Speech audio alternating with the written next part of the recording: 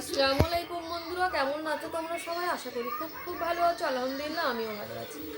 তো তোমাদের সামনে আমি একটা ব্লগ নিয়ে চলে এসেছি। ব্লগটা হলো যে আমার বিবাহবার্ষিকটা কীভাবে কাটলো। অন্যান্য বারে আমি বিবাহবার্ষিকটা কাটাই খুব মজা করে, বাড়িতে কিছু না কিছু করি, মানে নিজেদের ঘরোয়াভাবেই আর কি কিছু না কিছু ভাবেই পালন করি। হয় একটু ভালোভাবে কিছু রান্না করি, খেয়ে নিই, না হয় একটা কেকও কাটা হয়। এইভাবে বিবাহবার্ষিকটা আমাদের কাটে। তো এভাবে বিবাহবার্ষিকটা একটু অন্যভাবে কেটেছিল, কারণ আমি এবারে বিবাহবার্ষিকী আমি আমার বাবার বাড়িতে চলে গেছিলাম, কারণ সেখানে একটা দরকার ছিল। তো বোন বাইরে থাকে, সে চলে যাবে বলে তার সাথে দেখা করতে গেছিলাম। তো আমার ভিডিওটা এডিট করতে অনেকটা দেরি হয়ে গেল, কারণ বিবাহবার্ষিক ছিল আমার 15ই জানুয়ারি। আমি 14ই জানুয়ারিতে আমি বাবার বাড়িতে চলে গেছিলাম। তো সেই কারণে আমার বিবাহবার্ষিকটা স্পেশাল করে এবারে আর কিছু করা হয়নি।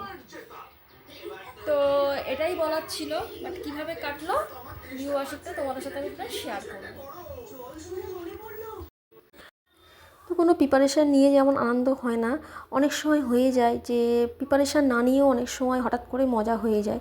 কারণ আমার জন্য এবারে সেটাই হয়েছিল, কারণ আমার অন্যবারে প্রিপারেশান নিয়ে থাকি আগে দিয়ে, যে এই অমুক দিনে আমার বিবাহবার্ষিক আছে, এই করতে হবে। কারণ এবারে হঠাৎ করে আমি চলে গিয়েছিলাম, যেমন সবাই মিলে খুব ছোটোখাটোর মধ্যে খুব মজাই করেছি, আনন্দই করেছি। তো তারপরে বোন চলে যাবে, ভোরে ভোরে উঠতে হয়েছিল সেদিনে। ভোরে ভোরে ওঠার পরে একটু কিছু রান্নার জন্য যা যা ইনগ্রিডিয়েন্টস লাগবে সেগুলো রেডি করতে হয়েছিল ঘুগনিটাও অলরেডি হয়ে এসছে। তারপরে হয়েছিল মুগ ডাল দিয়ে মাছের মাথা দিয়ে হয়েছিল। মুগ ডালটা অলমোস্ট হয়ে এসেছে, মুগ ডাল দিয়ে মাছের মাথাটা প্রায় হয়ে এসেছে। যা যা লাগবে সেগুলো পুরো রেডি হয়েছিল। এখানে মাছ রাখা ছিল, মাছেতে নুন হলুদ সমস্ত কিছু মাখা হচ্ছিল। তারপরে সেটাও কমপ্লিট হয়ে গেছে। এখানে হচ্ছিল রুটি কিছু খাওয়া হচ্ছিল, কিছু নিয়ে যাওয়ার জন্য সেগুলো প্যাকিং হচ্ছিল। এবারে ভাত যেহেতু নিয়ে যাবে ট্রেনে খাওয়ার জন্য, ভাতটার সেখানে রেডি করে ঠান্ডা করা হচ্ছিল। তারপরে এদিকে রুটিটা প্যাকিং করা হচ্ছিল নিয়ে যাওয়ার জন্য। তারপরে হচ্ছিল চিলি চিকেন, একদিকে চিলি চিকেন হচ্ছিল, চিলি চিকেনটা প্রায় হয়ে এসেছে, আর একদিকে রুটি হচ্ছিল, দুটো একসাথে হচ্ছিল।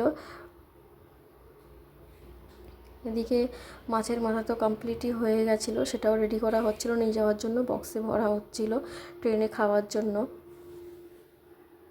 আর এদিকে হচ্ছিলো যেটা লাস্ট যেটা ছিল সেটা হচ্ছে কি চিকেন কষাটা প্রায় হয়ে এসেছে, ওটাই বাকি ছিল। প্রায় সব কিছু রেডি করে নেওয়া হয়ে গেছে গুছিয়ে। চিকেন কষাটা লাস্টে হচ্ছিল, একটু ভালো করেই হচ্ছিল, কষে কষে রান্না হচ্ছিল।